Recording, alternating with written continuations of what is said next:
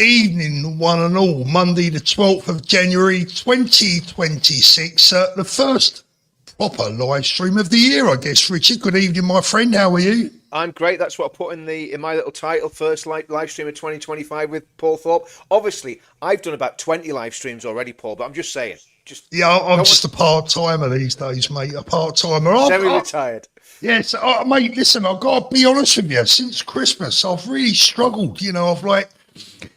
I needed a bit of a break. I needed to have a week away from everything, and funny enough, a couple of people today have messaged me saying, oh, sorry I haven't been in contact lately, Paul, but this politics lark has been doing my head in, and I've been, trying to steer clear for a week or two, and I kind of felt the same a little bit, Richard, was feeling a little bit burnt out.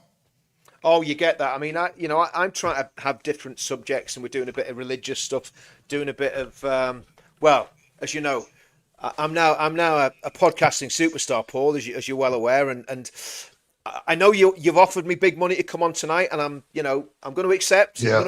But I'll stick the check in the post. I mean, look, Richard, before we get into the chat, and good evening, everyone. I can see you all piling there. 700 people nearly already. Welcome to tonight's live stream, and I'm really sorry that this is the first one of pretty much of the new year. I promise you, touch wood, from tonight I'm back to normal, but I've got a bit of a bone to pick with my cohort here, who I'm very disappointed in, and I'll tell you why.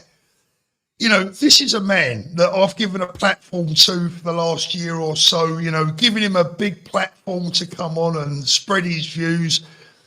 He gets on Liam Tuff's channel one time and he has his hair cut, has a bath and puts on a clean set of clothes for Liam. My question to you is, what has Liam got that I haven't? Well, it's that lovely fine haircut that Liam's got. That's always, that's always good. He's got the charm. He's very personable. He's very polite. And it's just that one-on-one interaction. What can I say, Paul? It was very disappointing, Richard. Well, actually, I'm sure all the viewers noticed how smartly turned out you was for Liam and not for me. But there you go. I'm going to share a little secret to all the viewers, right? Go on. Before I came on, though I'm a bit of a competitive person sometimes, right? And I thought, well, okay, I've done this video. I want to see how well it's doing on Liam Tuff's site. And I looked just before we came on, and we're sitting. We're probably on about 38,000 views now, right? Yeah. 24 hours, it's okay. You have bigger ones, you have smaller ones. Then I thought, well, Thorpe, my goodness, he must be up over, 200,000 or something on the one he did with Liam Tuff's. Yeah. Don't say anything. Don't say anything to Paul, right? Go on. 16,000 views. Shut up. I'm telling you. That's not right. I'm just saying, mate. I'm just saying. That's just the way it is. They're over 100,000, Richard. I don't know what you're looking at. You must have been looking at a short. You've either got it or you ain't. Evening, Claire Bear. Good to see you there. Colin first. I bet it's cold in Benidorm. Today has been, in old money, I think about 75 degrees. So it's been nice and warm. What's 75 degrees in foreign language, Richard? Do you know? Paul, we never get to 75 degrees, so I haven't got a clue. If we got to 75 degrees, we'd have a heat emergency in Northern Ireland. Let's have a little look. Yeah, hit the like, please, guys. Yeah, that would be truly appreciated. Just a quick one, guys, for everyone that tuned in, just in case you missed this, for anyone that tuned in on our marathon 24-hour live stream on Christmas Eve and Christmas Day, what we decided, I had a quick chat with Richard at the end of the stream, and what we decided was that we were going to refund everyone's super chats over the Christmas period. We didn't really want to take them over Christmas Day. That's not what it was all about. So we took the stream down for copyright reasons. We didn't want to invite any problems with YouTube, but we could have kept the super chats, but we decided to refund them. Right, Richard? Yep. So thank you to Richard for agreeing to that. Very nice of him. And thank you to everyone that did send in over that period, but it should have never have left your account, hopefully. Right, let's have a little look. Claire Bear, thank you so much for joining us again tonight and modding for me. I really appreciate it. Let's have a little look here. What we got? Alan Smith just tried plugging Counter Media breakfast show on PT channel. It was up for about 5 minutes, then taken off. I don't know what that's all about. Why am I not surprised? Why am I not surprised? Right, what we're going to get into first, Richard. I mean, look, we'll get into this one a little bit later, but go on. You know why I'm a consummate professional? As we're talking, Paul, someone in the chat pointed out very, very politely, Richard, it's 2026, not 2025. Of course, what I put was first live of 2025 with Paul Thorpe and Richard. The boys are back in town. So I'm just going to edit that to 2026, just so nobody notices. Just in case anybody notices. Thank you so much, Karen. Really appreciate that. Debbie Vaughan, hi, Richard. Here's your potential 4'11" steward from the 13th of December event. Brilliant. Thank you, Debbie. And thank you, Lindsay, as well. Really appreciate that. That's Richard, actually good. Paul, let me explain that. Debbie was probably, what happens is, when we get to an event and I realise we probably need about another 30 stewards, then do you remember in the old days when they wanted to recruit people for the Royal Navy? They bought them a beer, and at the bottom of the beer there was like this warrant that they had to go and serve in the Royal Navy. And then if they didn't come and do it, they got hit over the head with a cosh and ended up on a galley, right? So what I do is I press gang people every time I go to an event. It's probably going to stop people coming anywhere near me now, right? So if people want to come up and shake hands with me, there's a good chance you'll end up with a high vis vest on, and you'll be basically patrolling London, making sure that people don't fall in the River Thames. So there you go. So if you just a heads up for the next event. Talking about London and the River Thames, later on we're going to talk about something completely left field tonight, and I think the viewers will find it interesting. I know you will, Richard, but we'll leave that till later on in the show. Let's get into the topics for tonight. Plenty to get through, and I want the audience to lead us as well where they want to take us this evening. Let's start off with this potential X ban, Grok ban, this AI issue that's going around. Give me your views on it first. Should we have a look at what Keir Starmer thinks first? Let's have a little look at Keir Starmer. Let's have a look at Ying Kong Chong Hing Kim Un Jun Starmer. The great leader. It's disgusting, and it's not to be tolerated. Look at his movie. He's not happy, is he? Look. It's disgraceful, it's disgusting, and it's not to be tolerated. Look. X has got to get a grip of this, and Ofcom have at full support to take action in relation to this. This is wrong. It's unlawful. We're not going to tolerate it. I've asked for all options to be on the table. It's disgusting. And X need to get their act together, and we will take action on this because it's simply not tolerable. I'll tell you what, Richard, if he replaced the word X with the Labour Party, he'd have a good point. It's disgusting, it's disgraceful, it's not acceptable. It's not acceptable. And they need to get a grip, Yeah, they need to get a grip. They need to resign, get arrested, and go to prison. I honestly think these people are. I think we're dealing with one of the most dangerous governments, probably the most dangerous government. And we've had some bad governments, but these people are dangerous. They're warmongers. They hate the British people. They love the international community more than they love the British. They're despicable, Paul. They're absolutely despicable. Yeah. I've run out of words to describe them, and I tell you what, Richard, I don't know, probably I'd see what the viewers think in the chat, but one of the reasons that I've been feeling as low as I've been feeling the last couple of weeks is because of these people.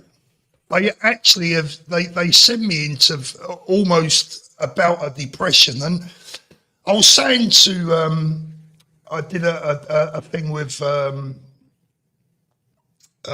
blimey, my mind's gone blank for a minute. Liam. I did a thing with not Liam Tufts, Liam Galvin. I did an interview with Liam Galvin, and Liam asked me if I'd do a quick interview, and I love Liam. I just said, I'll do it. I'll do it, mate. And I've got a lot of time for Liam. I'd never turn him down. I didn't really feel like it, to be fair. But what I said to him is that, I've been feeling low, but I don't want to push that onto my audience. I don't want that to come up because the poor sods are feeling low enough as it is, without, you know, moaning Minnie coming on and saying, oh, I'm all depressed and all that. But that is the bottom line, mate. The bastards have had me feeling like I don't want to get out of bed. That's what they've done to the nation. There's so many people that feel that way, I think. Yeah, I mean, I must admit, I'm okay. I'm pretty bullish. I mean, I think we've got the solutions, we've got the answers. I'll be honest with you, right? I'll be more annoyed with the people, the patriots, the people in the patriot movements, than I will be with the Labour Party at the next election if they don't get a grip. You know, Keir Starmer said get a grip. Well, my message to the British people is get a grip, get behind Advance UK, get behind the Unite the Kingdom movement, get behind the pledge. We've got all the tools in the toolbox. You know, start getting in touch with your cultural Christianity or your real Christianity, whatever it is. Start understanding what British culture is and start fighting back that way. Because look, we can walk around the streets till the cows come home, and it's not going to make the slightest bit of difference. Whereas if we get properly organised, if we do the Unite the Kingdom rally on the 16th of May, right, and we have 1 million people there, and let's say 10% of them join Advance UK as a result of going to that event, right? That's 100,000 people that we've got on top of the probably 50 or 60,000 people that we'll have by the time that rally comes around. That means we have 150,000 members of the party. I want to see 1 million people, like Ben says, if we have 1 million people, everyone. UK. Sorry about that. Go on, carry on, Richard. Is that what I could hear in the background? Am I? No. Go on, carry on. If we have 1 million people in Advance UK, we win the next election. Whether we even get on mainstream media again or not, we win the next election if we have 1 million people. And then that puts a lot of responsibility on Ben and all the team that are leading Advance. I'm just a mere member that's cheering very heartily from the sidelines. But I believe that that Advance UK have the answer, and it's down to the country to give them a chance to do what they need to do. Farage is finished. I know we're going to talk about it later. Should we talk about that now, Paul? Should we go? Well, we can do. Yeah, we can do. Just before we do, I just want to let people know. Let me just get my WhatsApp messages up.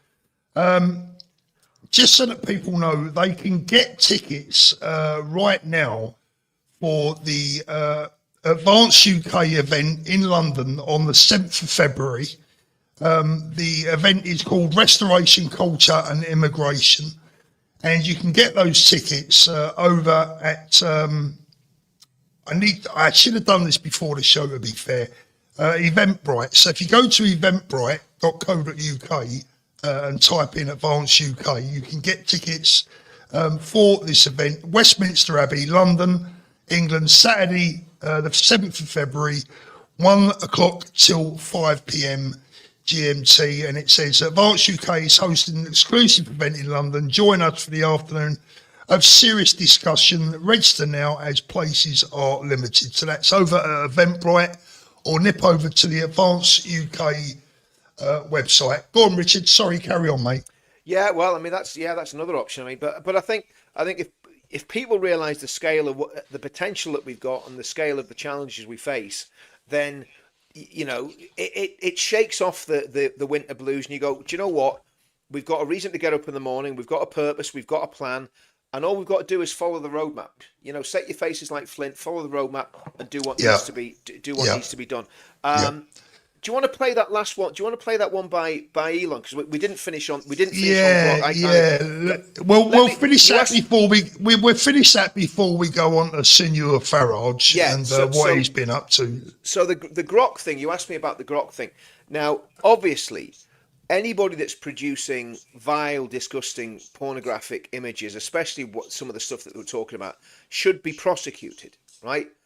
But that's like going not the kit that they're using to create, but the actual people that are creating the images should be prosecuted. So, you know, at the end of the day, grok is a tool. It's like any of the AI stuff. You can get the AI stuff to do what you want it to do. So if dirty, filthy little nonces and incels are creating pornographic images or violent images, especially of children, then they should be taken to task, arrested, and that's it. You know, they should be sorted out. But you shouldn't punish the platform, because the platform is just a tool, and you could make that sort of stuff on Adobe, on the online version of Yeah, Adobe. you can do it anywhere. Yeah. Yeah, so Richard, I'll be honest with you. I was taking the piss out of my mates 20 years ago on Adobe. Don't worry about that. Exactly, So that's what I'm saying. it's not difficult. What you got to do is, you've got to sort out the problem. As in, I mean, they have already made a move. I believe Elon's made the move of only people that are paid premium members now can use that tool, and that means. Not that you're paying for the privilege of being able to produce dodgy images, but they know who you are. Yeah, exactly. So if there's an investigation, they're on about it, And listen, this is the typical thing that always happens, Paul. It's like we were talking about with the firearms. A Hungerford happens, one nutcase does something crazy, and the whole country and the whole nation is completely punished for it. And that's what's unacceptable. I'm getting some feedback there, Paul. I don't know if it's coming from me or coming from you. Just want to double check I haven't got anything open anywhere else. Can you hear that? Can you hear feedback? No, I can't hear anything, mate. No. Okay, don't matter. Hopefully the audience is all good.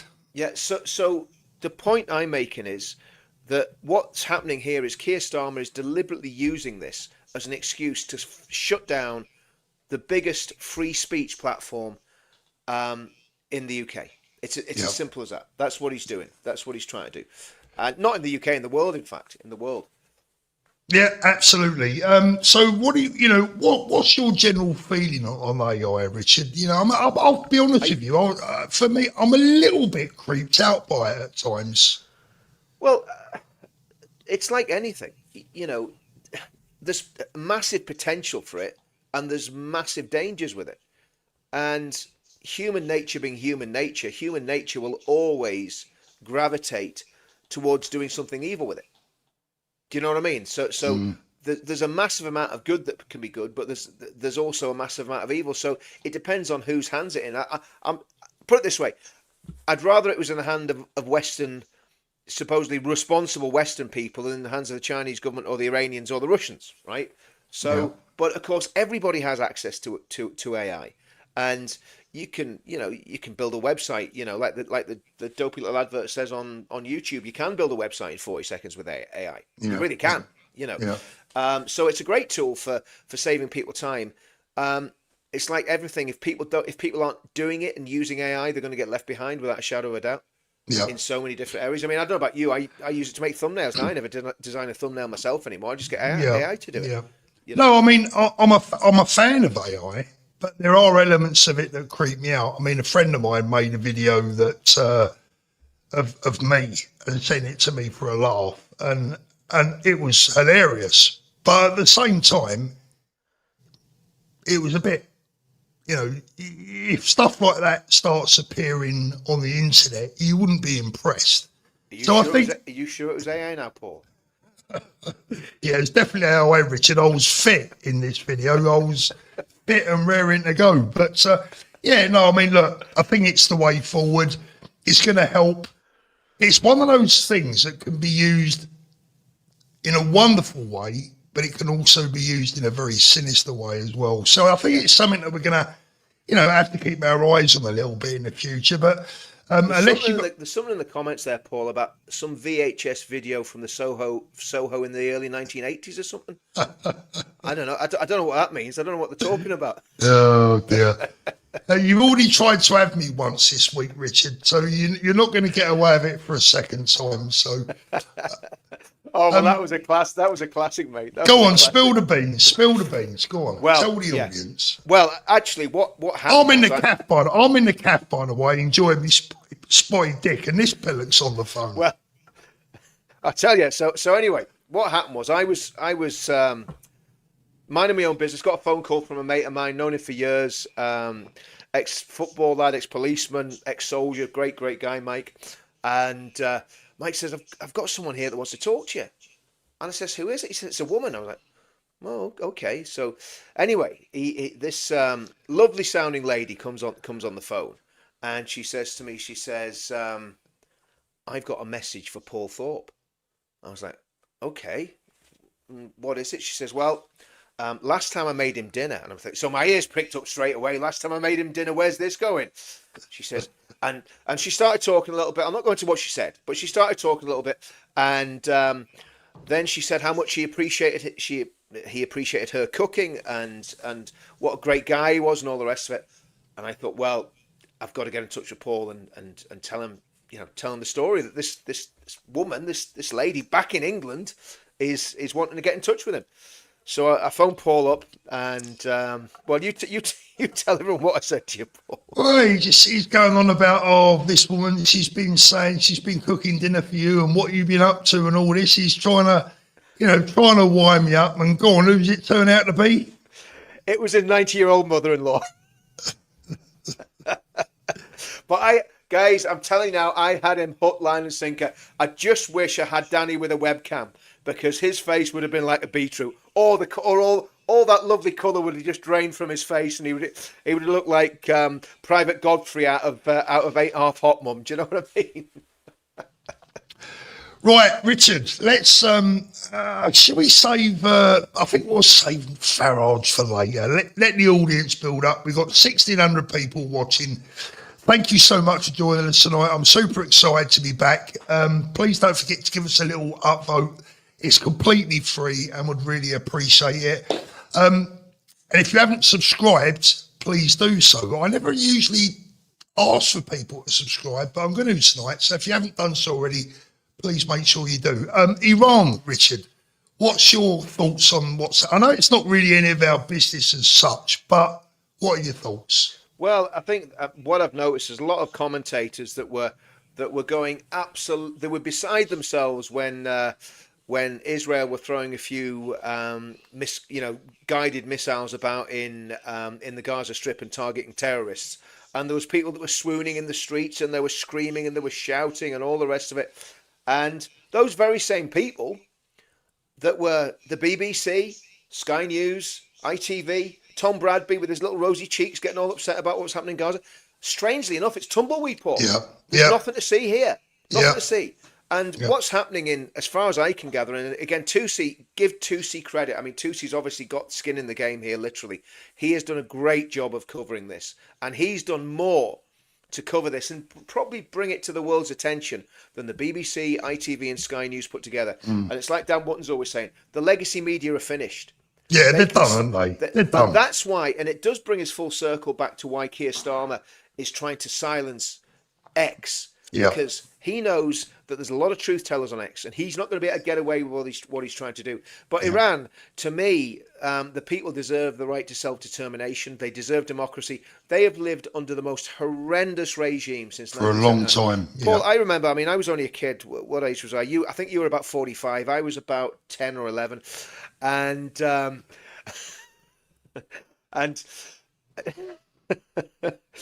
When Noah was a little lad and all that, I was about 10 or 11, and I remember the Ayatollah Khomeini, and to me, he just looked like the devil. This wasn't. So this is Ayatollah Khamenei, but there was Ayatollah Khomeini, and he didn't he, Paul? He looked like the devil. He had the big black eyebrows. He was all dressed in black. In fact, I think he was the devil, to be brutally honest with you. But I remember him coming to power, and I remember the Americans trying to do a rescue mission. There was a whole lot of American hostages being held in the American embassy by the Iranian Revolutionary Guard, and Delta Force went in a whole lot of helicopters, and it went horrendously wrong, and the helicopters crashed in the desert.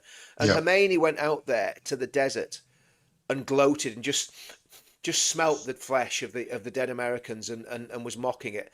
And it's amazing how the rhetoric's changed, actually, Paul, because I was watching a clip from the Iranian parliament today, and they've definitely got more moderate, because today they don't shout death to America anymore. Since the bombing, since America dropped a couple of B2 bunker buster bombs on the on their facilities, it's not death to America anymore. It's down with America. So they've gone from death to America, we're down with America. So what it is. That's a warning in relations. Yeah, they've learned about F around and find out, haven't they? Haven't they just? Well. Listen, I think they're gonna get a big shock in the next few days, and I find it hilarious because I turn on the BBC just for a laugh from time to time, and I had the BBC. It was a local BBC station. They had this expert in Middle East affairs, and She was saying about how dreadful it was that the Iranian regime was going to be attacked by the Americans, and it was going to push oil prices up, and it was going to close the Straits of Hormuz, and there was going to be chaos and pandemonium. It was pretty much World War III. The world's going to end. It's nonsense. It's nonsense. That Iranian regime needs to be toppled. If they get toppled, it'll be a domino effect. Hamas will not be able to fund their operations anymore. Hezbollah will fall apart. The Houthis will fall apart.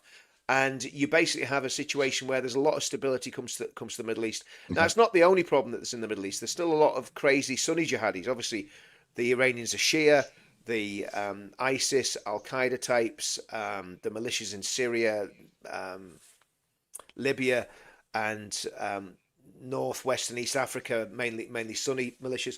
So there's still a massive global Islamic insurgency, as Majid Nawaz used to call it. But if the Iranian regime goes, it'll be a good day for the world. And I hope it goes very, very soon, because innocent people are getting slaughtered. It's a picture of a beautiful young girl, 23-year-old girl. You know, could have been my daughter, could have been your daughter, could have been our granddaughter's. Taken away, shot in the back of the head by the side of the road, and buried by the side of the road. That's one person. Some people are saying there's over 2,000 dead. Some people are saying it's 500 people dead, right? It's going to be probably somewhere between, somewhere down the middle. But the sad reality is that there's a lot of blood is going to be shed, and if the later the Americans leave it to intervene, the more blood will be potentially shed. So let's hope that the Americans and maybe the Israelis have intelligence on where these scumbags are, and they take them out and topple that regime and get a good Western. I was going to say, I'd like to see the Iranian people do it themselves, in all honesty. But look, Farty Pants here, no, I don't think they can. Farty Pants says, why are the Free Palestine protesters not out there protesting to free Iran? Exactly, 100%. I've got a short video that I've done coming out. I'm probably going to put it out tomorrow morning, so I'm not going to comment too much on that one. I don't want to spoil my video tomorrow. But needless to say, I agree with everything you said there, Richard. And I would say this, which I do repeat in the video tomorrow. I've had the pleasure of knowing a number of Iranian people in my life, in my business life, in my personal life, both men and women, and they are lovely people. They're really, really nice people, and my heart bleeds for the people of Iran, the Persians. They need freedom. They want freedom. They deserve freedom. For God's sake, give it to them. So for all those pro-Palestine mobs out there, why don't you look at another cause that actually is worthwhile? That's my opinion on that. But actually, Paul, the pro-Palestine mob, Bushra and the Five Pillars guys, they're basically coming in. They're weighing in very, very heavily behind the Iranians. I wonder why. Exactly. I wonder why. Yeah, exactly. I wonder, is there a financial incentive there? I'm not making accusations, but I wonder, is there a financial incentive there somewhere? Who knows? Just a bit of speculation. Yeah. But look, there's a lot of, the tentacles of terror run very, very deep, and they run throughout the world. And I tell you what, Paul, I'd love to see Qatar collapse as well. I'd love to see the Americans take. They're talking about taking over Greenland. Tell you what, do the world a favour, take over Qatar and give us all free gas. Yeah. So let's move on from there. Let's just pop into back into the chat for a moment, Richard. These are over on your channel, Yvonne Flanagan, Counter Media Massive. Thanks, Yvonne. Oh yes, subscribers. If you're not subscribed to Counter Media, please go across to Counter Media UK on YouTube and subscribe to Counter Media UK, because I'm going to be doing a lot.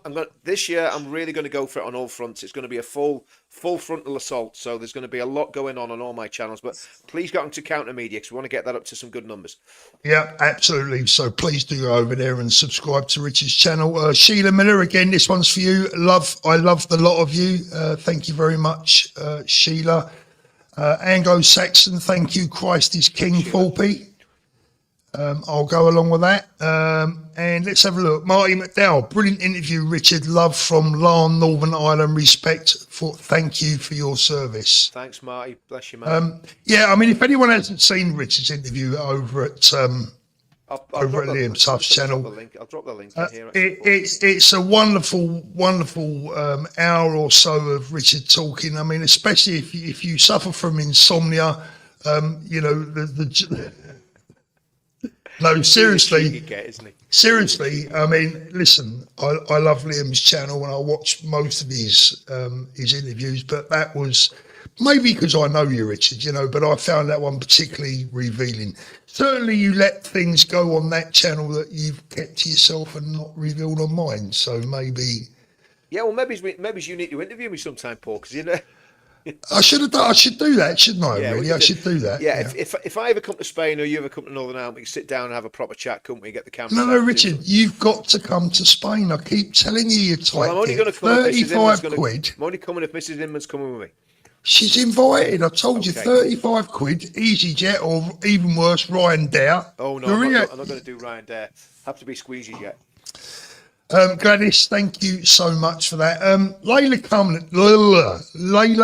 Cunningham, Richard. I know we spoke about her briefly before the show, and you said, I'm not really too interested in, talking about her. But, I mean, has she had an unfair crack at the whip this week? What do you think? Yeah, look, I've watched Layla Cunningham's output for a long time, and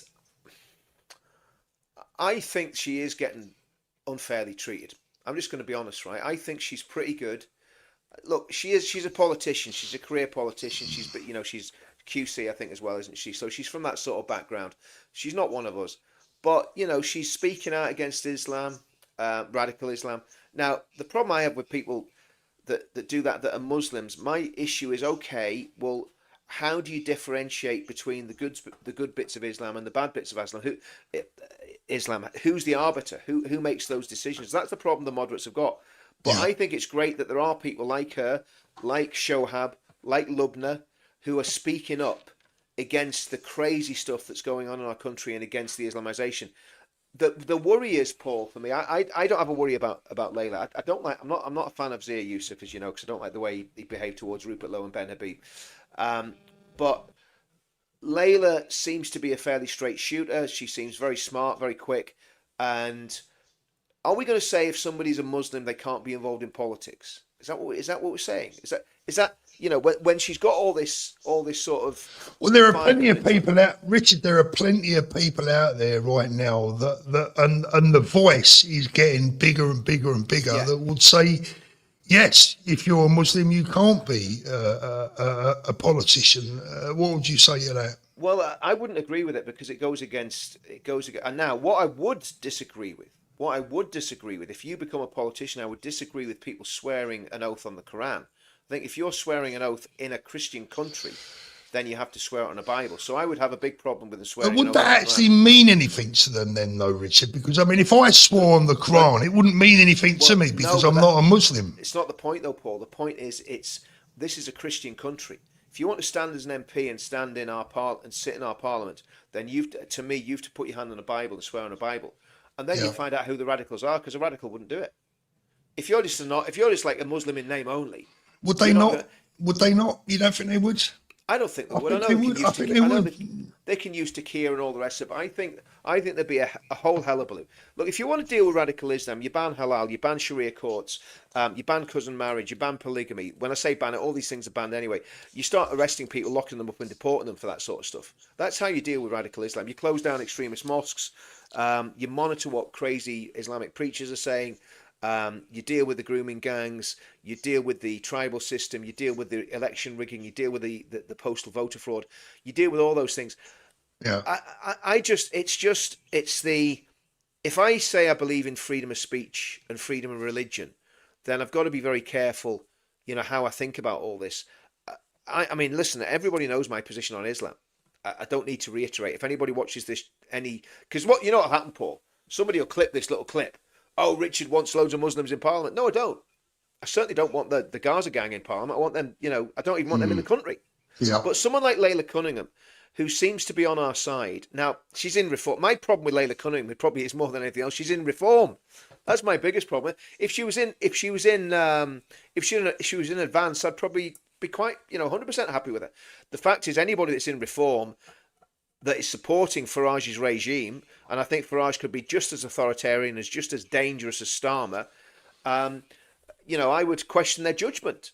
But I wouldn't say because she's a Muslim she shouldn't be in politics. No, I don't think that's right. Yeah, I've had a little look into her background. What I would say from what I've seen, there's a couple of things here. First of all, I think she is a career politician. Yeah, of course she is. I think that is very obvious from her past. What I would say is, and what I can say for sure, is that I know that she has helped a very, very good friend of ours. You probably know who I'm talking about. You may or you might not actually, but yeah, she has been responsible for helping a very good friend of ours with a lot of things that shows me the colour of her heart in many respects. And I would say that Layla's probably had a bit of an unfair lashing over the last week or so, but at the same time, I do kind of get what people are saying at the same time, and that's not me sitting on the fence, but you know, when you see the crescent moon tattoo on her arm, etc., it does kind of get you thinking and makes you wonder, and can we really trust this person? But I go back to what I said about the people of Iran earlier on, Richard. I've known many Iranians in my life. They are all Muslim, but they're wonderful people. They're not like the people that we're having trouble with back home. And, you know, if you look at some of the people in the Middle East that say to us, what are you doing letting these crazies come into your country? You're mad, you know, kick them out. They're nothing but problems. Well, they're Muslim too, right? I know. So, you know, you can't tar everyone with the same bloody brush, you know. That's that. I think, you know, by their fruits you shall know them, right? And you've got to look at her fruit. And look, at the end of the day, I did see some stuff that, again, you know, she was maybe playing a bit of the diversity card by the looks of it to get where she needs to get to. Okay, I'm not happy with that. I think if she's there because she's a Muslim, it's wrong. If she's there because she's a good politician, because she can actually take care of business and she can change London, then I don't have too much. Now, obviously, if I was in London and I was asked, "Are you going to vote for Ant Middleton? Are you going to vote for Layla Cunningham?" I'm going to vote for Ant Middleton all day long. Middleton all day long. But my point is that she shouldn't be barred from standing because she's a Muslim. If people don't want a Muslim MP or mayor, then they should vote against them. Let me know what, by the way, guys, let us know in the chat, you know, are you a Layla Cunningham supporter or are you not against, that's the wrong word, but are you opposed to Layla Cunningham, or would you support her as a mayoral candidate? I mean, for me, for Richard, and probably for most of the people in the comments now, Ant Middleton's our man. I would like to see Ant join Advance. I'm going to be honest with you. I told Ant that when I met him. And I've done, you know, there's nothing to change my mind, but I would still personally vote for Ant over anyone else. Yeah, I would. I mean, I support Ant Middleton all day long over Layla Cunningham all day long. I mean, it's not even but my point is that she shouldn't be barred from standing, Paul. That's my point. Yeah, you know I mean? No, I agree with that. You know, I agree. I'm going to support Ant all day long. Again, she seems a very capable politician. She seems capable. Like people were saying in the chat there, because I was looking at some of the comments, they were saying, and it's quite right that she did do this. She accused Dan of being far right and so on and so forth. Now that's not helpful. I'll be honest with you, Paul. I saw that. Yeah, I just remembered that. Yeah. What worries me more than Layla, right, is not just Layla. If it was just Layla, okay, you go, okay, you know, we've seen what she can do on GB News. She's a good communicator. Seems to be fighting on the same side as us. But then to go and call people far right that aren't far right. That's not. But then again, I'll tell you what. We'll maybe talk about this in another stream. But I'm still very concerned about the ethno-nat thing, and I'm going to do quite a few videos on it. I'm going to try and get to the bottom of it. There's a lot of people I'm quite suspicious of now that I think are getting dragged in that direction, and I will name them on my own channel. I'll not name them on yours, Paul. But so the ethno. Well, I'll be honest with you, Richard. I'm going to be straight with you and the audience now, and I'll do it live. That has also played a role in me being a little bit on the quiet side over the last couple of weeks, because quite frankly, it's been depressing me. Yeah. You know, I can't bear any more goddamn splits. You know, I got into this to unify people, and when I see people going off in some crazy direction that's never going to bear any fruits, I think, what the hell is going on? Because united we stand, divided we fall. Simple as that. Paul, we've been consistent. Tommy's been consistent. I've been consistent since 2017. I wrote a mission statement for Veterans Against Terrorism in 2017, and we were explicit in it. We wanted nothing to do with far right racists. We were looking to bring people together. We were absolutely against Islamic extremism. We were against far left extremism and far right extremism and the globalists. It's always been the four horsemen of the apocalypse. Globalism, far right fascism, proper fascism. It's very interesting if you listen to the rhetoric of Steve Laws. He was attacking the Jews relentlessly through that interview, and treating Andrew Gold with somewhat contempt. And I think, I'll be honest with you, I think Andrew Gold was not the right man to interview him. We probably need to start. I don't even want to give them the credibility of debating them. What we probably need to do is do a few videos where we look at what they believe and we just take it apart line by line. Now, a lot of people won't want to do that because they want to get in the fight, but I don't care. I fought against these people for the last 10 years. I don't have any fear of them. They've got a few trolls online. It's not the fear, Richard. For me, it's not fear for me. What it is for me is disappointment. Disappointment in seeing people splinter off, trying to create something that is never going to bear any fruits. Whether even if I wanted it to bear fruit, even if I actually wanted it to bear fruit, I'm grown up enough to know that it's a waste of time.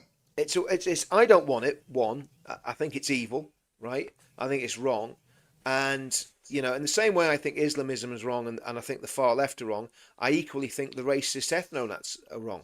And you see, the thing is, people are now being called a racist as a badge of honor and thinking it's cool. There's a lot of young lads, right? And they're very well educated, very smart boys, very well turned out boys. They're going down that direction. They're children, Paul. I'll just be honest with you. They're children. They haven't seen what I've seen. They haven't seen what you've seen, right?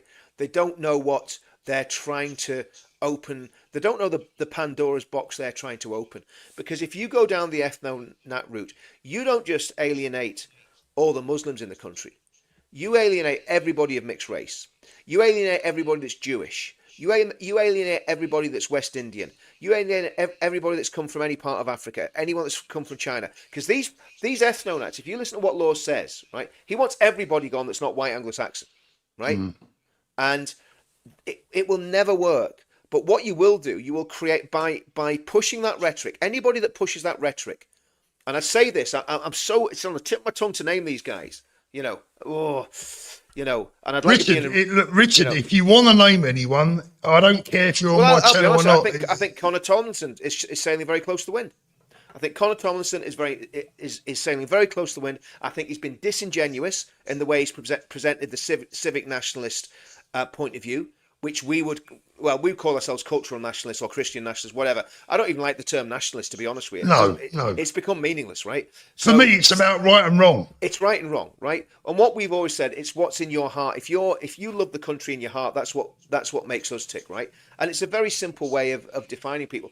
If we start defining people by colour of skin, then we're in for an absolute disaster. My problem, and I am absolutely 100% on the same page as Tommy Robinson on this. What I am concerned about is radical Islam.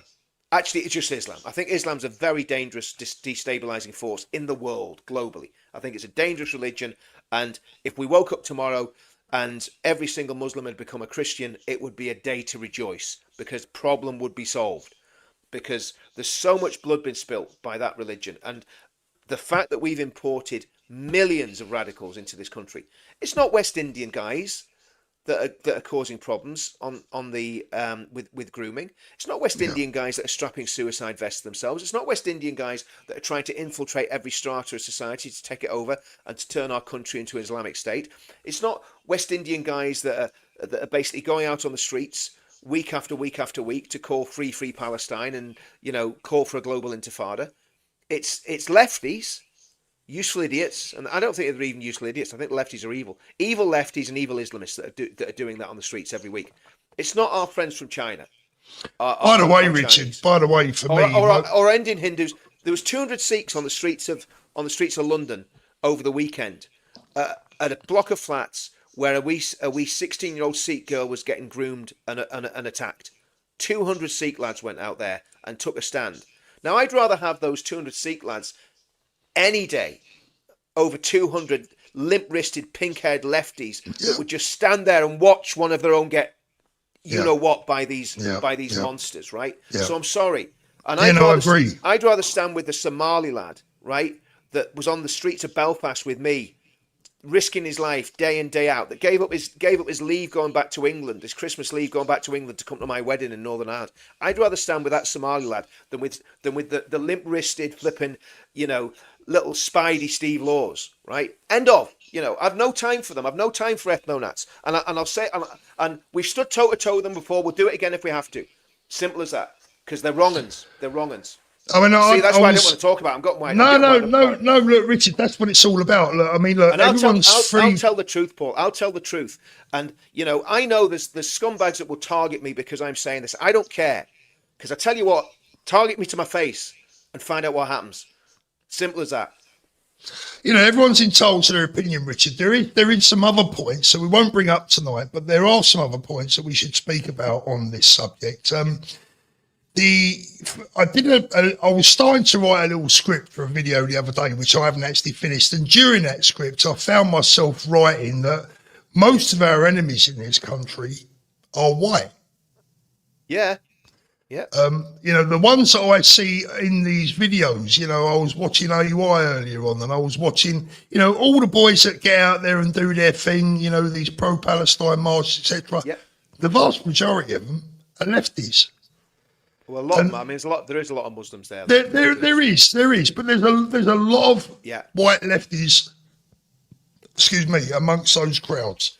Yeah. Let's move on, Richard, because we've been going for 47 minutes already. We've got just under 2,000 people watching. Thank you so much, everyone. Good to be back. Thank you, Gladys. I really appreciate that. Debbie Vaughan says, I'm making plans to be in London for the 16th of May. Hope to meet you again, Richard and Paul, for the first time. Thank you very much. And Bess Black, a regular, says Ben needs to be given a platform, hopefully on the 16th, so that millions can hear Advance UK. I agree. Ben for number 10. I'll tell you a little secret, right? I don't think anyone's listening. I'll give you a little secret in a second. 1 second. Rob Quince, my disappointment from 2025 is Tuesday. I thought he was with us. Thank you, Rob. Mark Bowman, Happy New Year. If Iran can make changes, so can we. Right, so I had a little call from Ben yesterday. And he said, Paul, I want you to do a little video. He said, I want you to do a little video because we love the working class people. We, Advance UK, they are the backbone of our country, the working class people. He said, would you do a little video for our event on the 7th of February? And I said, yeah, Ben, I'll be delighted to do that. I fired that off to Ben today. He said he likes it, and I'm going to give you guys a sneak preview. I hope Ben doesn't mind, but I'm sure that no one will tell him that I've shown it to you. But this will be played on the 7th of February at the event in London. Go over to the Advance UK website or Eventbrite, get your tickets for that event.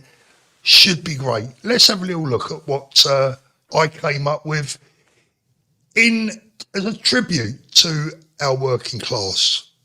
Good afternoon, everyone. It is my absolute honour to have been asked to address such a wonderful audience today, and I thank Ben Habib and my fellow Advance UK members for this opportunity.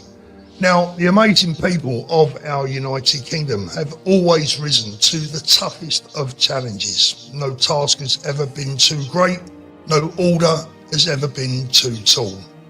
And behind our uniqueness as a people, our success, our bravery and stoicism is a very special type of human being. And we often, and quite rightly, celebrate what us British have given to the world, but we rarely recognise the hands that built our nation in the first place and then fought and died to retain it for future generations. Those are the hands of our wonderful and quite unique working class. In modern times today, it's our bricklayers, plasterers, labourers, emergency service workers, those who sweep our roads to keep them clean, and the men and women who rise at 4 a.m. to go to work in the cold and rain every single morning that are no longer celebrated or given the respect that they truly deserve. And in years gone by, it was the working class English longbowmen who saw off the French and who enjoyed their work so much that they managed to drag it out for 100 years. The working class heroes of Waterloo and Trafalgar, and those who gave their lives in their thousands in the fields of Flanders and on the beaches of Dunkirk and Normandy. The working class blood of our brave servicemen and women from 2 world wars that included my own grandfather. Yes, he too was one of that lot. And we should never forget nor underestimate their contribution to our nation, for it is the working class who keep our country alive. They keep it functioning and they keep it moving for those that have betrayed them. But times are changing at last in Advance UK, and with our amazing leader Ben Habib at the helm, finally we have a political party that truly recognises, respects and indeed celebrates the crucial contribution of these proud men and women, both past, present and future. Advance UK really is the People's Party. It's yours, it's mine, it's ours, and it loves the working class people of our nation. There you go. Yeah, it was good, Paul. Just a quick, you look like you was going to fall asleep there, Rich. No, do you know what it was, Paul? I was having to change my headset. I'm getting feedback through my headset. Is that right? Change to a new one. Is it any better? So, hold on, mate. Any better? Let's have a little look. Let me just get this on. So, let me get through 1 or 2 more chats. Debbie Vaughan again, thank you for Richard, because he didn't twist my arm on the 13th of December. Charlie Kelly, well said, Richard. I met Layla a couple of weeks ago. She is fantastic and she knows what needs to be done to fix London. Laurie, hope to see many Iranians at Unite the Kingdom in May. That would be really nice, wouldn't it? Yeah, wouldn't it just? 2026 Royal Mail stamp set, Starmer in a bikini. I'd buy that. Hold on a minute. Go on. Here we go. Here's one I made earlier. Oh no! Oh, I put that on my morning show this morning, and unfortunately, I only had 200 people watching. By the time I put that had gone off the screen, I was down to 50 people. Sharon, good evening, Sharon. Paul, Richard, hi, my big mouth on YouTube. I'm trying. Thanks, Sharon. Keep going. Keep trying. Charlie Kelly again. I was at the Reform rally on Friday as well. She's done a fantastic speech. Nothing against Anne. I think they should both team up and unite the right. Well, yeah. I mean, I think speak to your leader, mate. Speak to Mr. Farage. You know, he's the one that Farage has caused so many. You know, listen, Farage doesn't need to do any more to destroy the country. I mean, he's he is the one that's alienated the right and probably he's pushing people into these extreme positions by what he's doing. Charlie, can I just say, Charlie, mate, we are, whether you're on the Reform camp or whether you're in the Advance camp, mate, let me tell you something. We're all on the same goddamn side, the vast majority of us, right? The bottom line is this, is that we have a leader that will do what he says and means what he says, and he will walk the walk as well as talk the talk. I'm afraid in Nigel Farage, you have a leader that is leading you up a garden path. We have a real leader. We have another, in my opinion, the best man since Winston Churchill. We have him standing right in front of our very eyes. And I just wish the right would unite, because every single person, probably nearly every single person, not all, but most of the 1,900 people watching this right now will want the same thing. The only thing that differs is who's the best man to deliver it. Well, we know who the best man to deliver it is, and his name's Ben Habib. It's as simple as that. So let's talk about the Islamisation of reform, Richard, for a moment. Well, it's happening. I mean, Nadine Zahawi today. Yeah. Big surprise. Well, I'm not surprised because if you notice, I mean, here's the thing, right? If we'd have heard Suella Braverman had joined Reform today, we'd have said, do you know what? That's a real coup. Maybe Nigel's got something. Robert Jenrick. I mean, I've got my issues with Robert Jenrick. That anyone that's watched his channel. No, but their appointment, they're jumpers that would make sense. Yes, that's what I'm saying. So, but he's got Nadine Dorris, right? So let's put the Muslim thing aside for a minute. He's got Nadine Dorris, who is responsible for the internet harms legislation. Now he's got Zahawi, who's responsible for vaccine passports and a lot of the lockdown measures, right?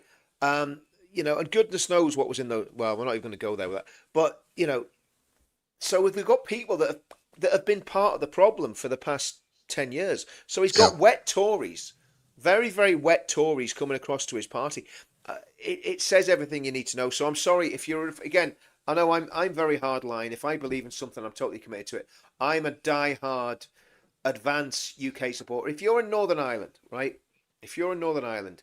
God bless Northern Ireland, by the way. God bless Northern Ireland. Absolutely. Join Advance UK. And also, if you're in Northern Ireland, write to your local representative, write to your local councillors, write to your local MPs, write specific to your local MLAs, and tell them to get a grip of the Commonwealth Games Committee, or whatever it's called, in Northern Ireland, and get the Ulster banner back as the flag of Northern Ireland. Because it's been politicised. It's been removed, and we know who's removed it. We know what their agenda is. We want the Northern Ireland flag back, representing Northern Ireland in the Commonwealth Games. It'd be like taking the England flag away from the England team. It's totally unacceptable. And I'm saying that as a proud Englishman. I've lived in this country long enough to know when people start playing games with flags, it doesn't end well. And last time it happened, last time they started messing about with the flags, I think the Commonwealth Games place got all its windows put in. So the bottom line is we want that flag back. Do you know what, Richard? I'm going to give you. I'm going to apologise ahead of what I'm going to say now, because some people understand it. Danny is one of them. Danny would go, "Oh no, not another bloody football analogy." But I believe that in life, in general, there are many analogies with football that people understand. And I tell you what, I think Nigel Farage is. This is the way I see him in football terms. He is the manager of a club in the Championship that want to win the Premier League. What he's doing is he's bringing in a load of old has-beens in the hope that they're going to get him promoted. And if they get him promoted into the Championship, into the Premier League, what's going to happen is he's going to end up coming straight back down, because he's signed players that are all over the hill that are only playing for the money, and it's their last throw of the dice, right? The journeyman, right? And that is what Farage is doing with people like Nadine Zahawi, etc. Let's get it right, Paul. He's just signed Jimmy Floyd Hasselbank, hasn't he? Exactly. I mean, look, hey, at the end of the day, I don't know what's. Listen, they're all good players once upon a time, mate, when they had legs, right? Exactly. But at the end of the day, he's signing players whose legs have gone. And whose career is over, and they're just coming for a final pay packet. It is absolutely right. Nicola, thank you so much. Get yourself a New Year's pint each, lads. I'll tell you what, Nicola, around here, I'll get 3 for that. Well, that'll do then. You can buy one for me and Julie when we come over. Fine times. Listen, mate, I've told you, get your bloody arse over here. What do you know what? The problem is I've got a lot on at the minute, Paul. So I've got a lot of stuff dealing with it. Can everyone in the chat please say, look, if he's supposed to be my mate, shouldn't he just hop on a plane with his missus, come over? I've even told him I'll pay for an hotel for the weekend for him, but he's like. You see, here's the thing. Paul won't let me stay in his house, right? Oh no, I can't have you in my house, mate. I know your farting habits. I remember we stayed in the same hotel room one night. No, we didn't. Yes, we did, didn't we? No, we didn't. No. Did we share a room? It's not a chance I'm staying in a hotel with you, Paul. I know what you're like, mate. You know what I mean? Never forget, we won't have anything to do with that lot. Reform died the day they said that. I agree. Ben, Rupert, have my time. Exactly, fine times. You're spot on. I will not be called, and I will not have my family called that lot by anyone. So they can stick it where the sun don't shine. Hartford, 1998. Paul, thank you so much for the Christmas show. It helped me so much. Thank you so much. I'm really glad it did. Looking forward to seeing Tommy's event in London. United we stand, we divided we fall. Regards, Linford. Linford, God bless you, my friend. Thank you so much. I really appreciate it. And can I just say that it was our honour to be with you over that 24 hours. I've got to tell you, it was tough at times because, you know, I had family here and my granddaughter wants me attention and, you know, my wife's like, are you going to, and the sodding dog ate me dinner. And that's not even funny. It's not even a joke. Well, I think you deserved it, Paul. Abandoning your family on Christmas Day. The dog got the, it was a dog's dinner. It was literally, it turned into a dog's dinner, Paul. That's what happened, mate. Yeah. Hi, Steve. Love that presentation. Paul says it all. You forgot about the Great Crusaders, though. Yeah, do you know what? Maybe I should have mentioned the Crusaders. Tell you what, man, I've been looking at some of that Crusader history. They did some. Oh, they did some work. Yeah. You know, that will be a long live stream. Nigel Farage, thank you. As I said to Winston Marshall last year, we must not alienate Islam. Q Nadeem Doris Zahawi. Yep, that's exactly what he's done. Yeah. And I mean, that's the last one for the moment. That is the big problem with Nigel Farage. He's terrified. Yeah. And the establishment are terrified of radical Islam, whereas we're saying, well, look, it's going to have to be dealt with sooner or later. Yeah. And it's not. Nigel Farage again. At my press conference today, I reassured everyone that our party welcomes all views. Guys, what are you waiting for? Just get yourselves over to the Advance UK website. Screw your Reform membership up. Chuck it in the bin. Go and join Advance UK, the real people's party. Come on. Well, Paul, it's like we were saying earlier, that the reality is the Reform are being Islamized. You know, Zia Yusuf, it might be soft Islam. Zia Yusuf, if I'm not, do you know what? I'm not 100% convinced Zahawi is a Muslim. Has he actually ever said that? I'll be honest with you, Richard. He's not been on my one to follow list. No, I never liked him. To be honest with you. But but I'm not convinced he is. But I mean, either way, it doesn't really matter. I mean, the bottom line is the party is definitely being Islamized, and it's no coincidence that Farage was sitting down at £25,000 a table dinners in January of 2025.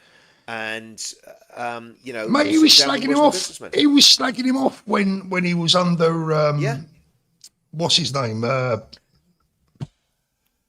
Senior moment. No, the last Prime Minister. Sunak.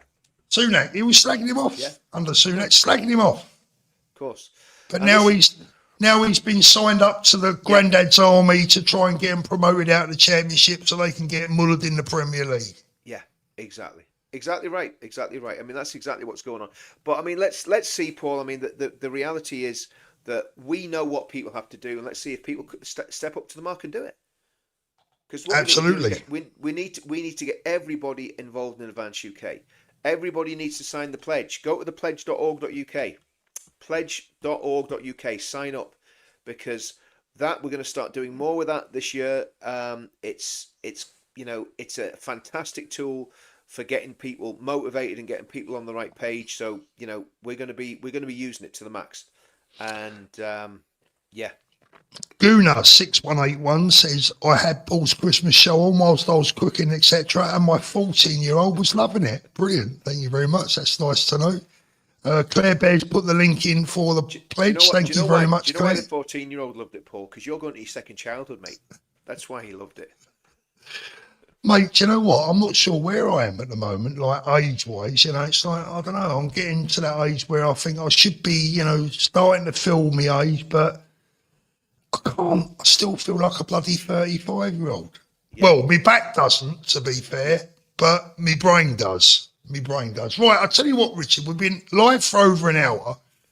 I'm gonna completely and utterly go left field. So if you want to stick on politics for the last 10 minutes of the show, you might be disappointed. But I'm going to talk about something that has really taken my interest over the last few weeks. Really taken my interest. I'm excited. Really taken my interest. And I've been laying in bed watching show after show after show. After documentary, one or the other. And it is. Too much TV is bad for your eyes. It is. I've been watching and doing a lot of research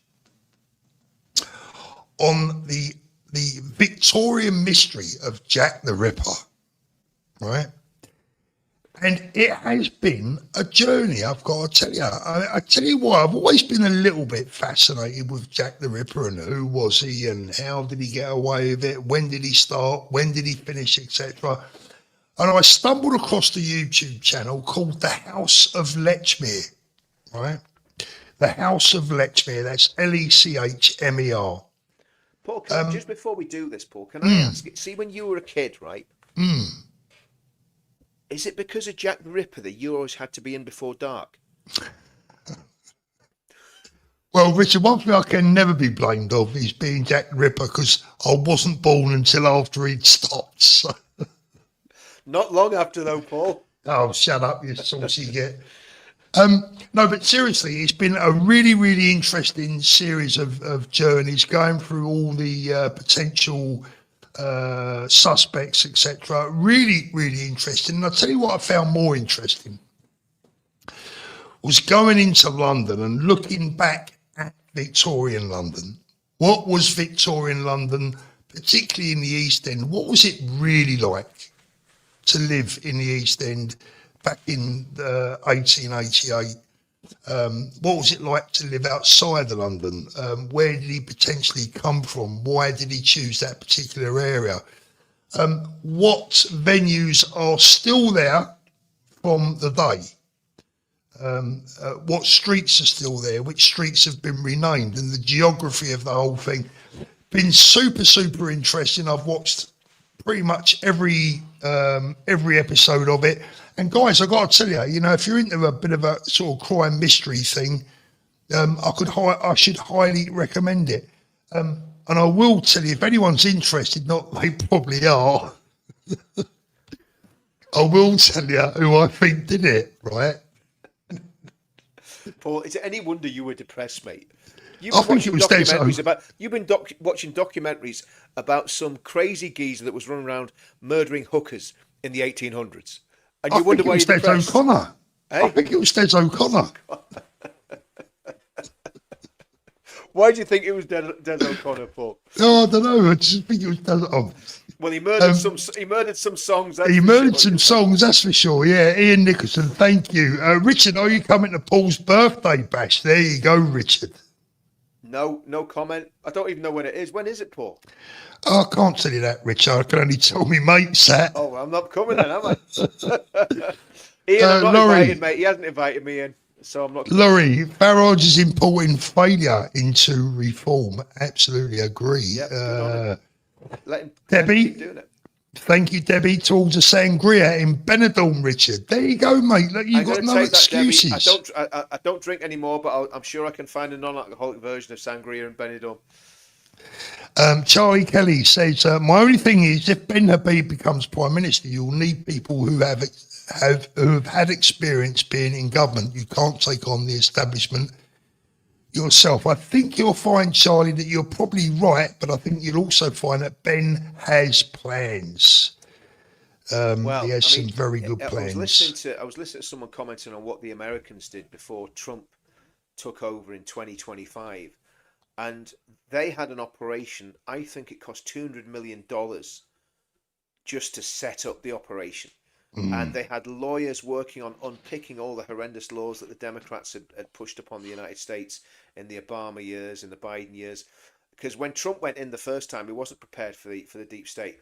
And I suppose in a way, I hope, in fact, I'm pretty sure that Advance can win the next election, because I think Reform will have fallen apart before that. But even if Reform do win, and they can't do what needs to be done, then Advance can come swinging in like Tarzan after Reform fail and pick up the pieces and do it right.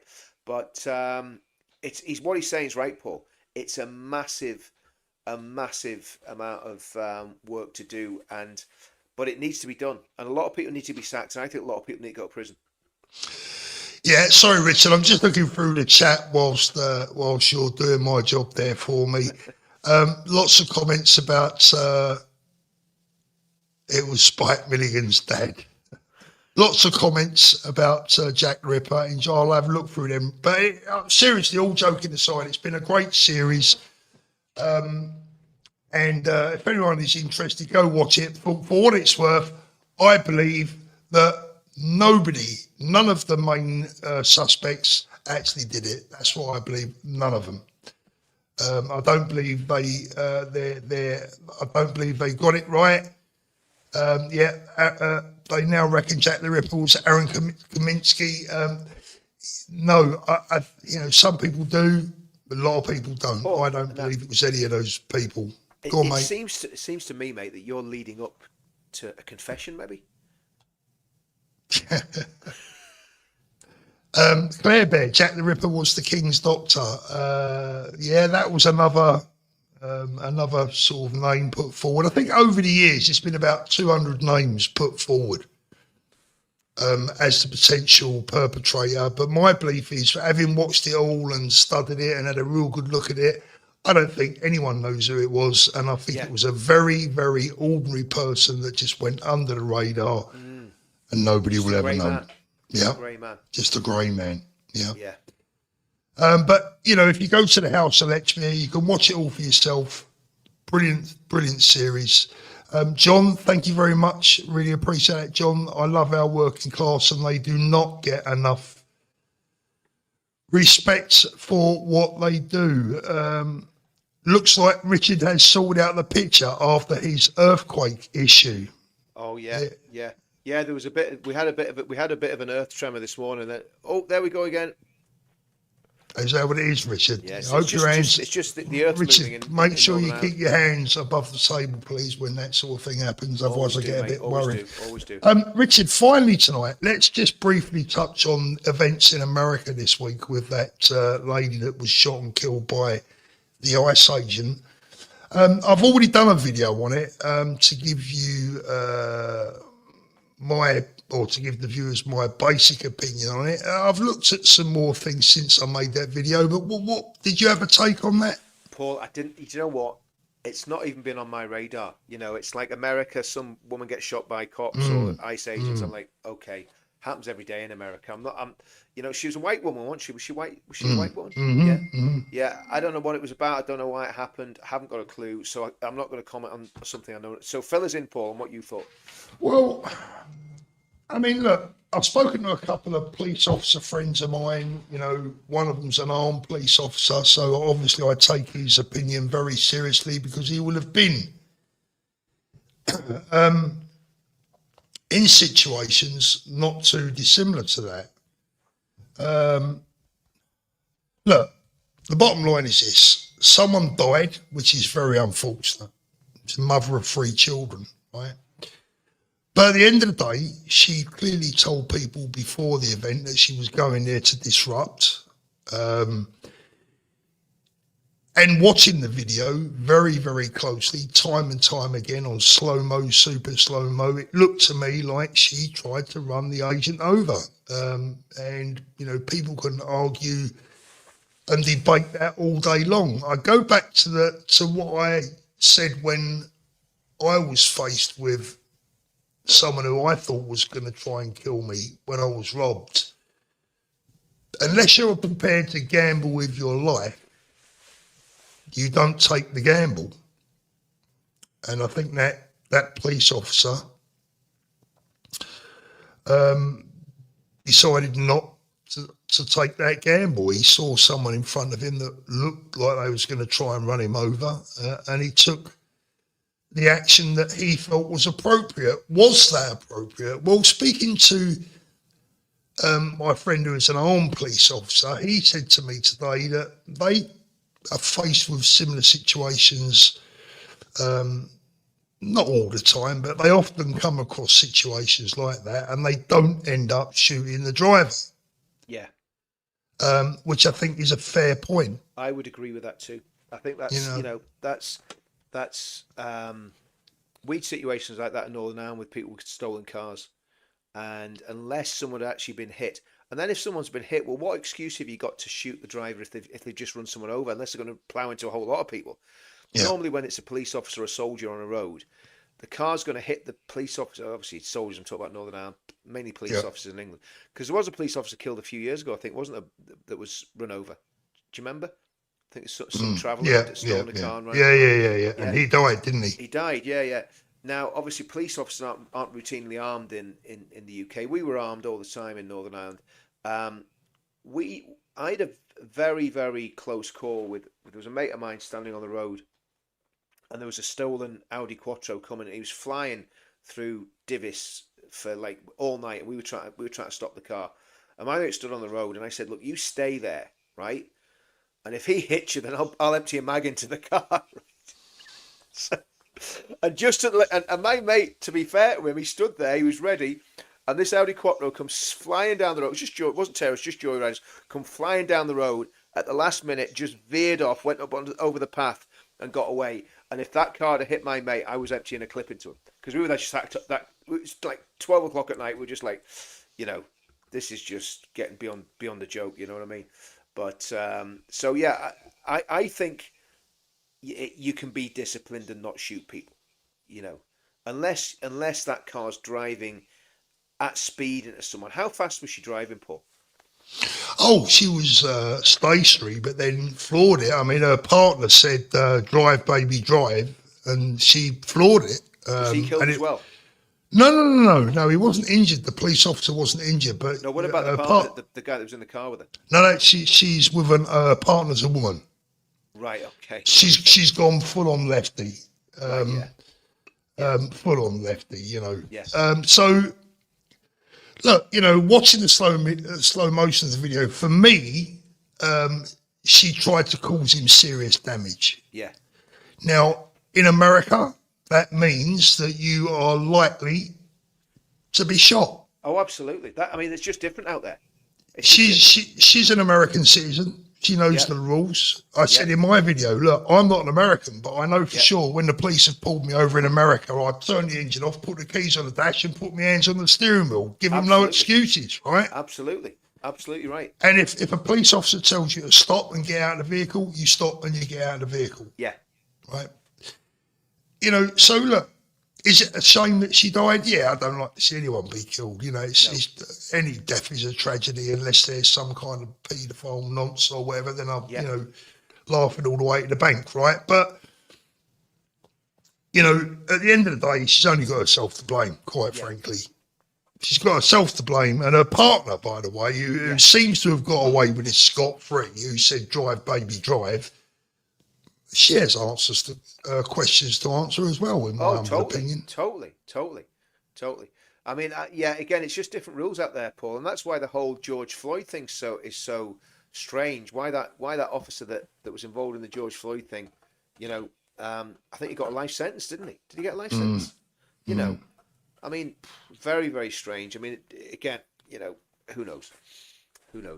But yeah, lot of very, very bad stuff happening in the States, in terms of the way the left are fighting against what an elected president's trying to do. And you can understand people getting frustrated, but do you shoot someone for driving a car? I don't know. I can't comment because I ain't seen it. Yeah, I mean, this comment here, same in Spain, Paul. Yeah, I mean, look, I tell you now, mate, you do not mess around with the police in Spain. Yeah. You seriously don't. Anybody that comes to Benidorm for the week on a stag do or whatever and thinks, we'll take the piss here, we'll do it, we're like, listen, lads and girls, right, you're not dealing with a Met here. You're not dealing with, whoever. These blokes do not piss around. If you mess them about, you're in big trouble. And I think that's part of the problem that we've got with the two-tier policing. The police are just terrified. They're terrified of inflaming the mob, and that's the biggest issue. We're talking about the problems with the police in Birmingham and the Maccabee thing, and it was quite obvious that they were just absolutely surrendering to the mob. Well, that's all come out this week, isn't there? Yeah, last week, yeah. It's all come out. It's all come out. We knew it anyway, Richard, right? But it's all come out. It was anti-Semitic. It was bowing to the local radicals. Yeah. bowing to the pro-Palestine mob, and you know, I'm sure, like most people, you know, absolutely sick to death of that crap. Absolutely. No, it's Excuse me. Let's get through the last of the supers, mate.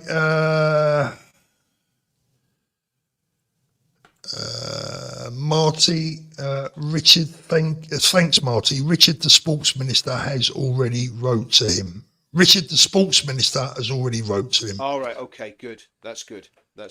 Hartford, thank you. If Farage ever got in, he wouldn't deport the migrants. He's not for us. Jack was a copper. That is why he got away with it. Much love. Regards, Linford. That is possible.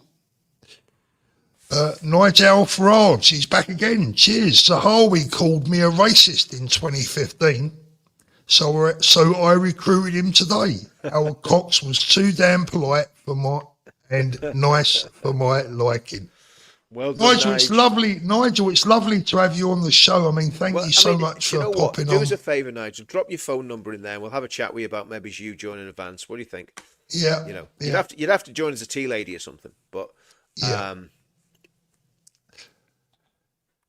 Ian Nicholson, thank you, Ian. I'm inviting Richard to Paul's bash. Richard, tell your missus you'll see her in 3 weeks.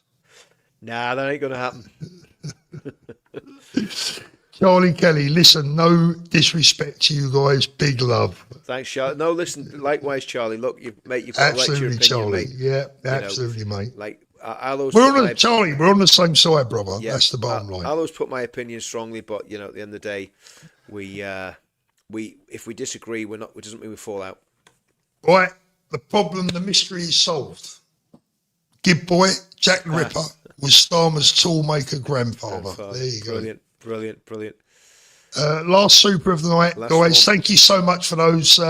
What do you think the possibility of Rupert Lowe joining Advance UK is? Him and Ben would be brilliant, and Rupert's popularity would boost Advance UK. Julius, you're asking me what are the chances? Let's have a look. What do you think of the possibility? Okay, I'll give it to you straight. I think they are slim because I think Rupert has his eyes on something completely different. That is my view. And I'm disappointed in Rupert. I will say that. That is not a party line. That is just my own personal view. I'm disappointed in Rupert because, like I said, united we stand, divided we fall. We have the best, biggest, most brilliant chance that you could ever wish for. And Rupert is pouncing about, doing whatever he's doing, and frankly, not really making any inroads with much at all, in my humble opinion, apart from becoming a bigger celebrity himself. So, faith beyond fear. The police got battered with bricks by Iranians at the London embassy, not one attempted arrest. Yeah, I mean, the getting back to the Rupert Lowe thing, Paul. I think there's some wrong-uns around him. I think there's some bad people wrapped around him.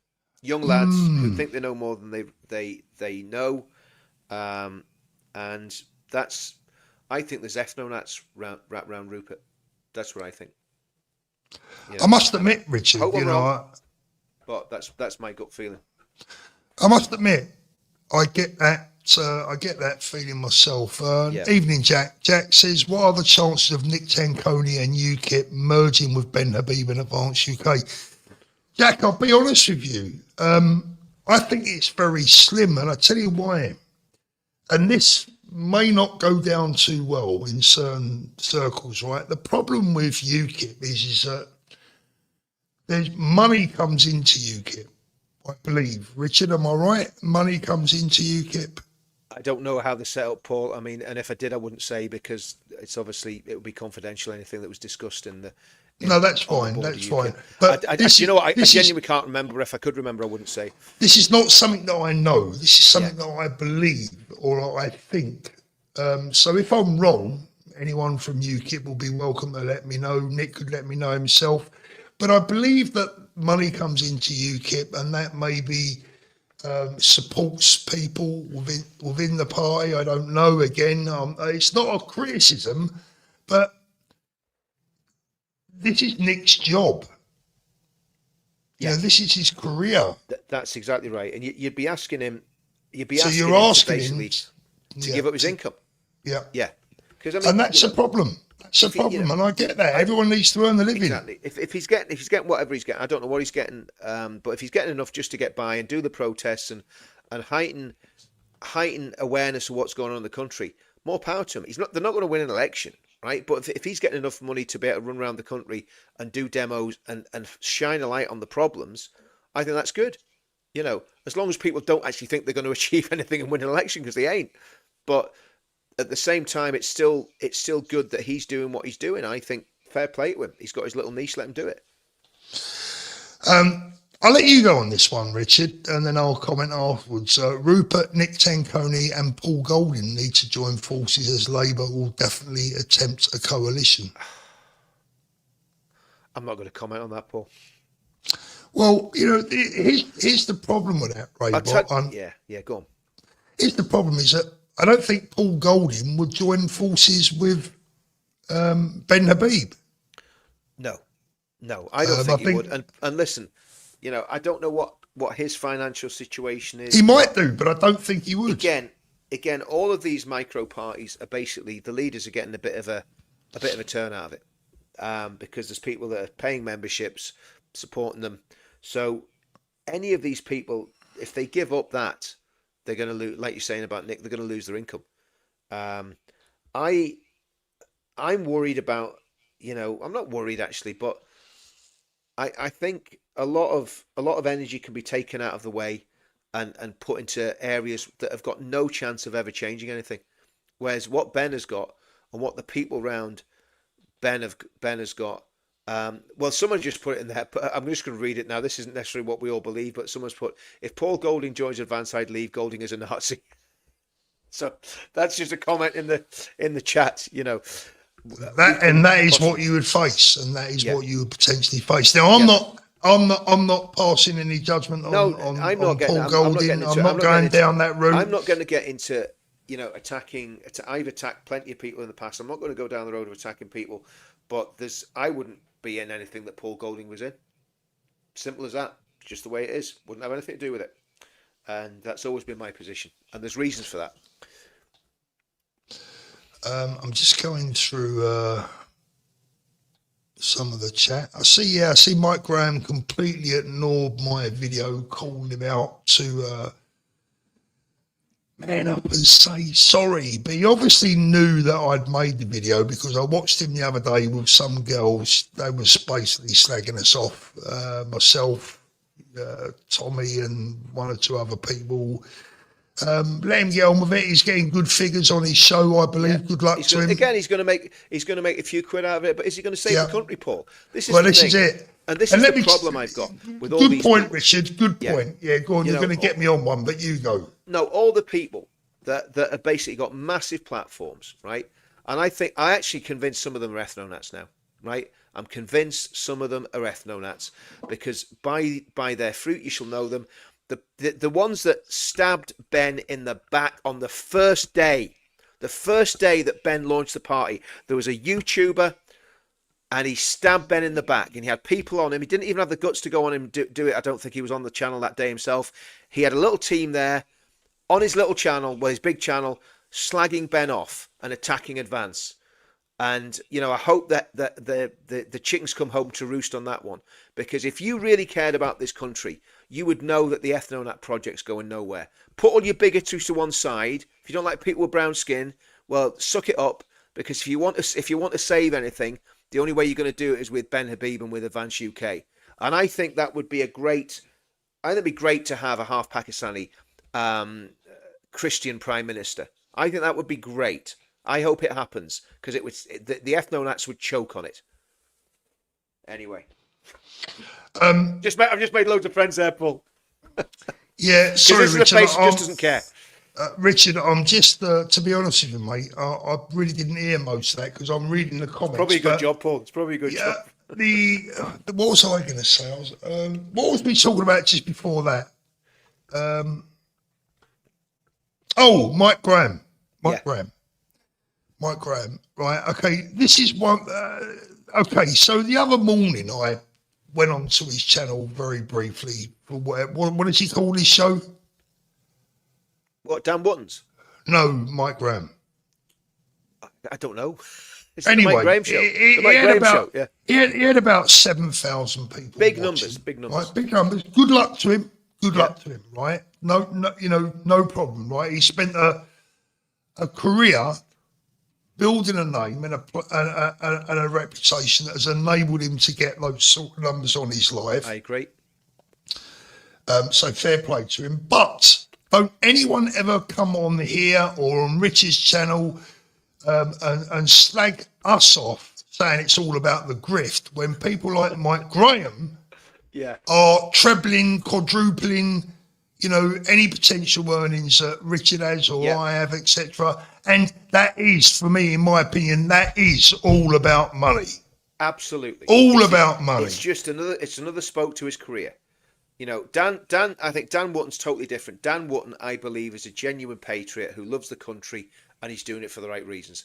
Genuinely believe that. I watch his show every night and I think he's going to come out strongly for advance, Paul.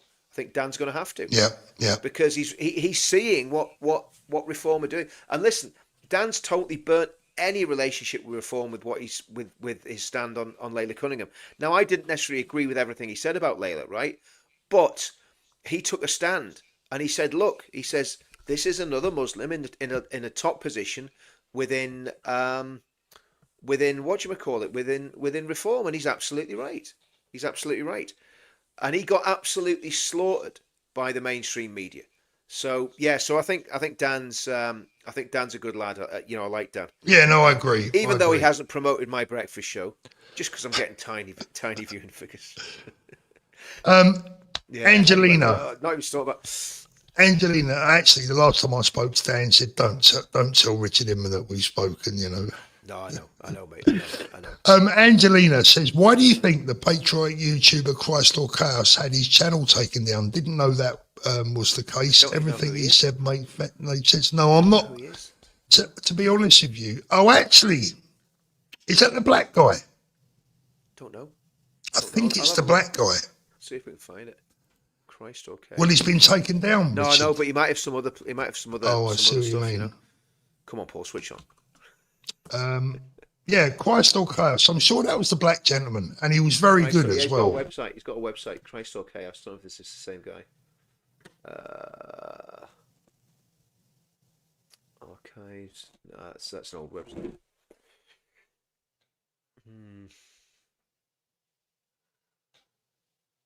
Any luck? Can't really see what's going on. There's nothing. There's no news up there about what's happened to him. Charlie, Starmer is a disgrace, refusing to ban the IRGC. Charlie, I've got a video coming out on that tomorrow morning. Thank you for bringing that up. I've made a little video on that. Scandalous. Absolutely scandalous. You'll get my views on that tomorrow. Richard, it's been a great show. It's been great. It's been absolutely fantastic. I'm looking, Christ or Chaos, is that Village Church? Is that the same one? Because that channel's still there. But Richard is auditioning for his trip to Benidorm. He's trying he's looking at the mankinis. And it's not to be tolerated. Let's have a bit of Elon. To get a grip of this. And Ofcom have full support to take action in relation to this. This is wrong. It's unlawful. We're not going to tolerate it. I've asked for all options to be on the table. It's disgusting. And X need to get their act together, and we will take action on this because it's simply not tolerable. I hate him. I know. Get out of here. Get out of here. Go on. Get out of here. Get Elon on, Paul. Show the difference between used to him and be Elon. a left or liberal value, and yet we see from the in quotes left a desire to actually censor, and that seems crazy. I mean, I think we should be extremely concerned about anything that undermines the First Amendment. There's a reason for the First Amendment. The First Amendment is because people came from countries where they could not speak freely, and where saying certain things would get you thrown into prison. And they were like, well, we don't want that here. And by the way, in many parts of the world, including parts of the world that people might think are relatively similar to the United States, the speech laws are draconian. So, I mean, that's the difference. The difference between the two men is just phenomenal. Yeah. And actually, Elon could be Prime Minister in the UK because of his heritage. It'd be nice, wouldn't it? Well, I don't know. I'll tell you what, my claim to fame, Richard, is that Elon Musk retweeted me. I mean, that is my, I mean, can you When was honestly, well, a year ago, I think, Oh, something right, like that. okay. Before I binned off my X account, to be honest with you, because I got Yeah. absolutely sick to death of the trolls. Yeah. I mean, I've got to tell you, X has its good points, but it's also has its down points as well.